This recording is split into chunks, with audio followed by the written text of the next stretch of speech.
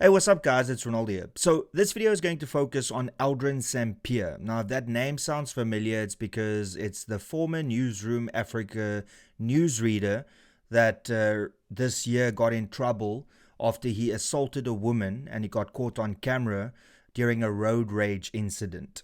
Now before I get into that, if you're not subscribed to this channel, please do so now, because most people that watch my content regularly aren't subscribed to this channel. So you can do that by just clicking the subscribe button below.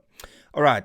So if I need to refresh your memory quick as to who Aldrin Sampear is, I'll just show you the following video. All right. So I need you to take note of three things here. I need you to take note of how he pushes her, actually shoves her. So he lays hands on her, which is assault. The second thing I want you to focus on is as he pushes her, listen to how the car hoots in the background and how the car stops in the background to look that everything is fine, because the person in the car could clearly see that he was assaulting her. And then when the camera eventually shows her car and his car, I want you to see how his black car bumped her car on the side and then pushed in front of her, also causing damage over there. And then I want you to tell me whether or not he is not guilty of assault in this instance. Huh? I mean, why did you do what you did? Why are you hitting me? Why did you do what you did? You Why did it. do Here what it comes. You did it. Why did you give me the middle Look finger? at What my- was the middle finger Stop for? hitting me. What was the There's middle a hoot. Stop hitting me. Where Why are are you you to- hurting me? Where The car did stopped to you- look. Why did you Stop. give me that middle finger? I'm gonna call Why the did you give police. me I'm gonna call the Call the police. police, whatever you Stop. want. Why did Why you are give you me that middle hitting me? finger? Huh? Why are Are you you hitting mad? me? Why are you hitting Huh? me? Are you mad? You're hitting to me. Look. Look at the back of her vehicle. There we go. You can see there's the marks. Listen to how he moves her door closed now. You must stop this nonsense. It's her vehicle. And he is like hitting it like that.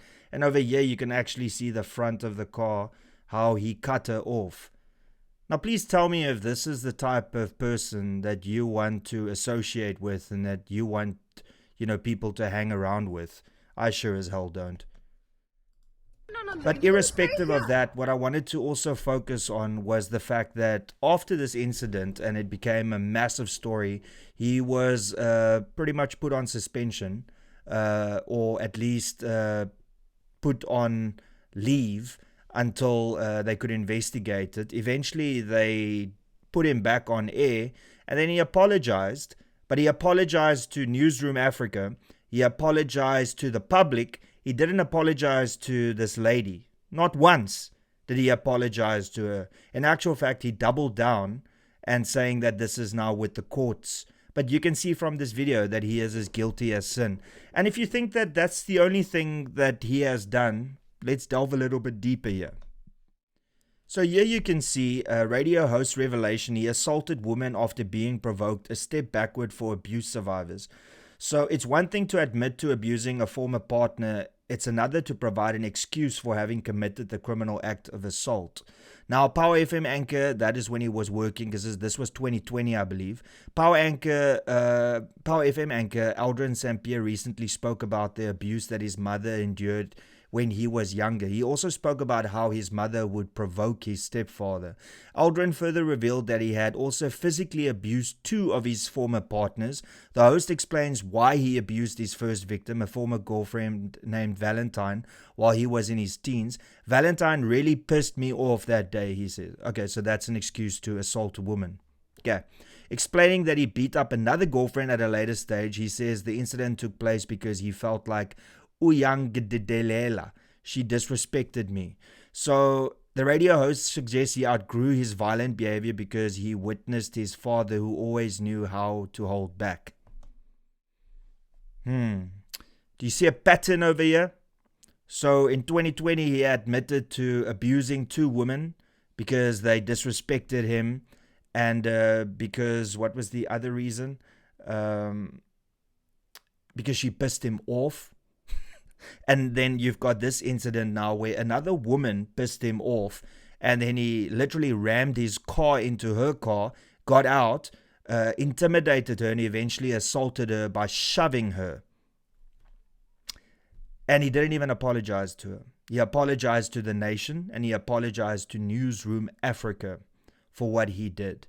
So you would think that somebody's reputation would be in complete shatters after that they wouldn't be able to go back to their employer because the evidence is damning and there's a history of him abusing women.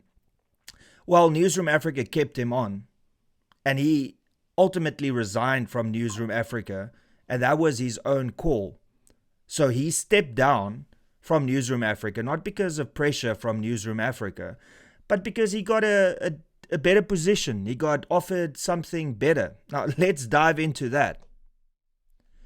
All right, so as you can see here, this is Aldrin Sampear's X profile, and this was posted today. He goes, "I'm Aldrin Sampear, and I am brilliant at what I do." What? Assaulting women. Anyway, he says, "When I join companies, I fix what I can and always leave those organizations elevated. My departure from Newsroom Africa is no different. While this moment is about me, I want to send a warm hug to my cheerleaders who have been saddened by my exit from broadcasting. I promise to make you proud again." Yeah, okay. "I resigned because my skill has been sought for different challenges. When the offer came, I went back to Tshwane Mayor Dr. Nasipi Moyaya's PhD dissertation, The Negotiated Nation, Evaluating Nation Building in the Post-Apartheid South Africa. Reflections on Eskom Board Chairperson Teto Niati's decision to answer the call to public service have convinced me that there must be more than this darkie can do for his country."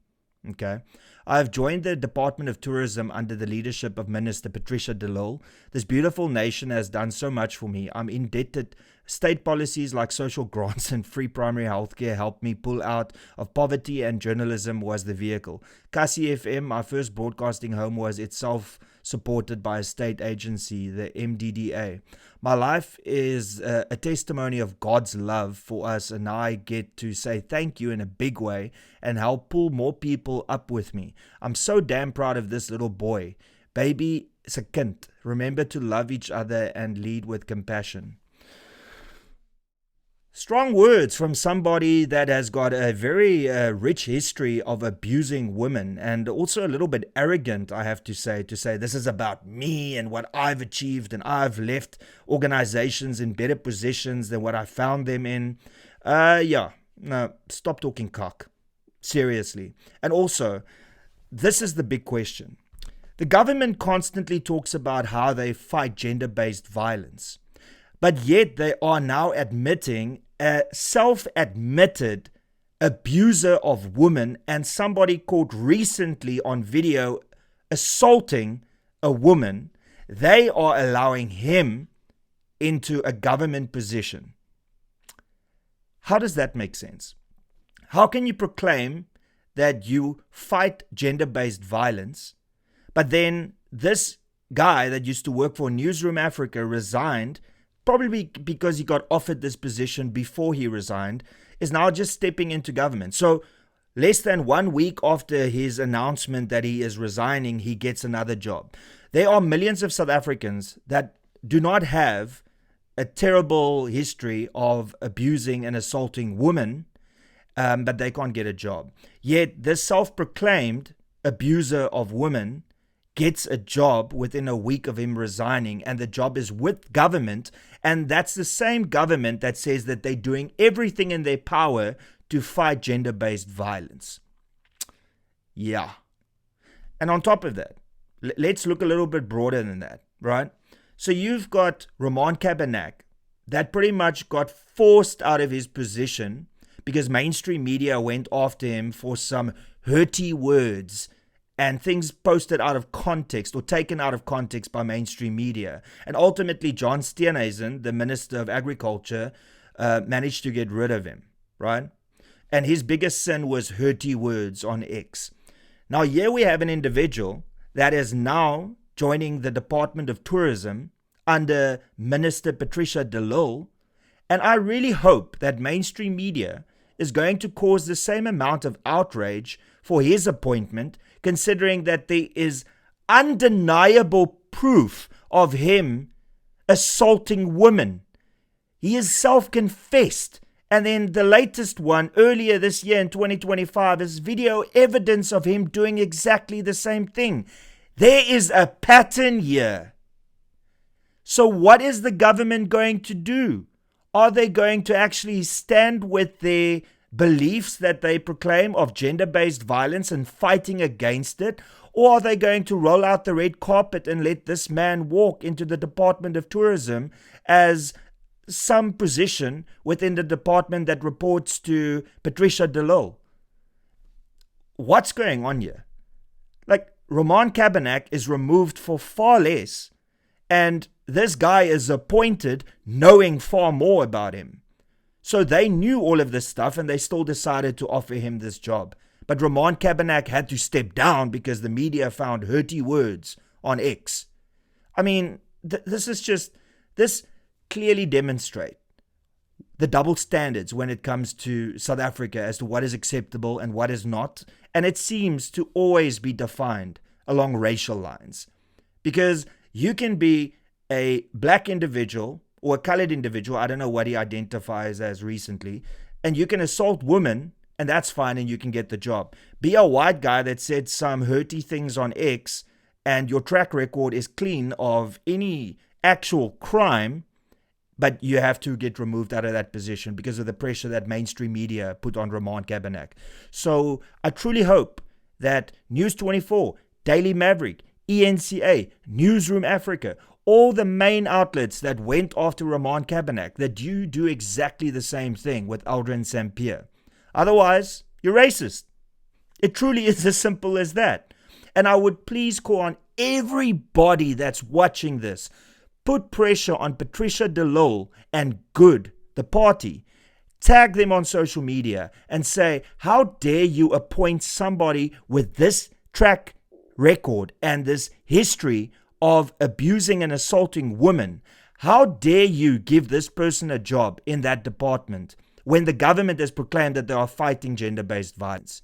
It is absurd, it's sickening, and it is just sad. We need to do better, South Africa. And the way we do that is by doing what mainstream media refuses to do.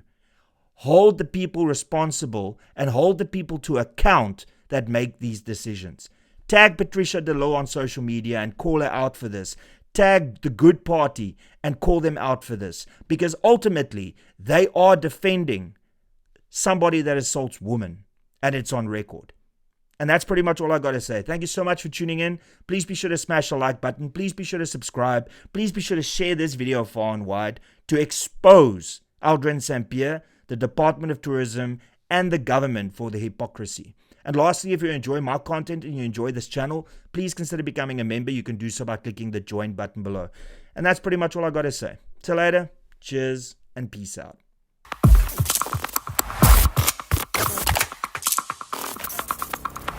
You don't even know me, but every time you see me, you say I wear my massacre. You don't even know me, but every time you see me, you say I wear my massacre. My massacre. You don't even know me, but every time you see me.